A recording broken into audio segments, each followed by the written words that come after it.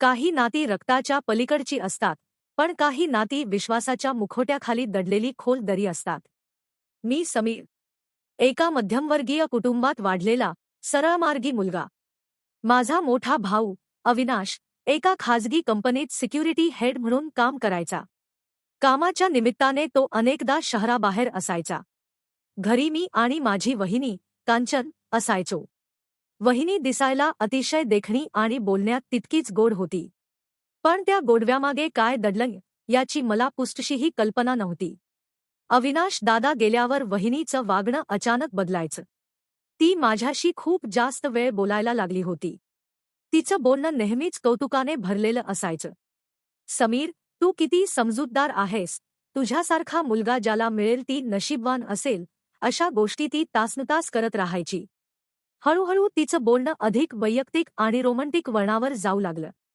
ती अशा काही नजरेने बघायची की मला अपराधी वाटायचं, पण तिच्या बोलण्यातल्या मादकतेमुळे मी त्याकडे दुर्लक्ष करायचो.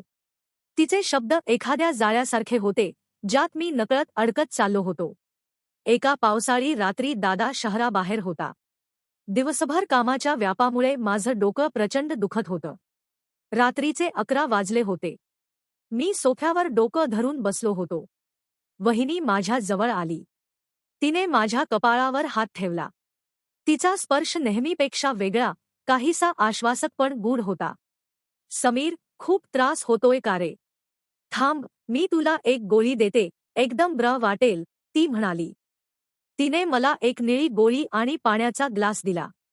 मी काहीही विचार न करता ती गोळी घेतली.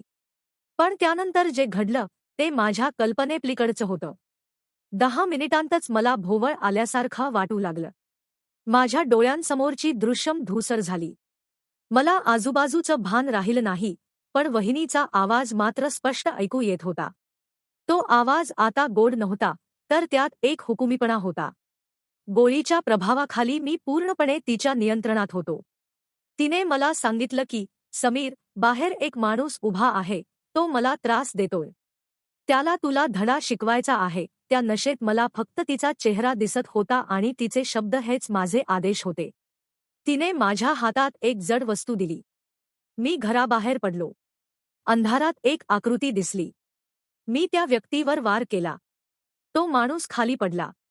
मला वाटलं मी वहिनीचं रक्षण करतोय, पण प्रत्यक्षात मी एका मोठ्या कटाचा भाग बनलो होतो. ती व्यक्ती दुसरी तिसरी कोणी नसून दादाचा एक सहकारी होता, ज्याच्याकडे वहिनीच्या काही जुन्या गैरकृत्यांचे पुरावे होते. वहिनीने माझा वापर करून त्याला वाटेतून हटवलं होत. दुसऱ्या दिवशी सकाळी जेव्हा मला जाग आली, तेव्हा मी स्वतःला रक्ताने माखलेल्या कपड्यात पाहिलं. समोर पोलीस उभे होते. वहिनी रडण्याचं नाटक करत होती. मला माहीत नव्हतं समीर असं काही करेल. तो काल रात्रीपासून खूप विचित्र वागत होता, ती पोलिसांना सांगत होती. मी पूर्णपणे फसलो होतो. माझ्याकडे स्वतःचा बचाव करायला कोणताही पुरावा नव्हता. पोलिसांनी मला ताब्यात घेतलं. जेव्हा अविनाश दादाला हे समजलं, तेव्हा त्याचा आपल्या भावावरचा विश्वास ढळला नाही. त्याला माहीत होतं की समीर मुंगीलाही मारू शकत नाही. त्याने स्वतः तपास करायला सुरुवात केली. त्याला घरातल्या कचऱ्याच्या डब्यात त्या गोळ्यांचं पाकिट सापडलं, जे एक प्रकारचं हालुसिनोजेनिक, भ्रम निर्माण करणारं औषध होतं.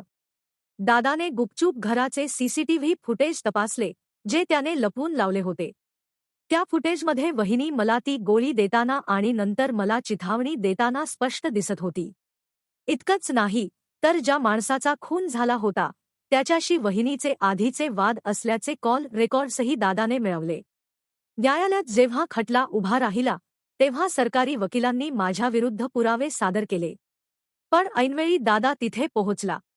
त्याने ते सीसीटीव्ही फुटेज आणि वैद्यकीय अहवाल सादर केला, ज्यातून हे सिद्ध झालं की मला ड्रग्ज देऊन माझ्याकडून हे कृत्य करवून घेण्यात आलं होतं. वहिनीचा चेहरा पांढरा पडला. तिची सगळी खेळी तिच्यावरच उलटली होती. माझी निर्दोष मुक्तता झाली, पण त्या रात्रीने मला एक मोठा धडा शिकवला. नात्यातलं प्रेम आणि ओढ जर मर्यादेबाहेर जात असेल, तर त्यामागे एखादं काळं सत्य असू शकतं. दादाच्या सतर्कतेमुळे मी आज तुरुंगात जाण्यापासून वाचलो होतो. वहिनीला तिच्या कर्माची शिक्षा मिळाली, पण त्या गोळीचा आणि त्या फसवणुकीचा डाग माझ्या मनावर कायमचा राहिला.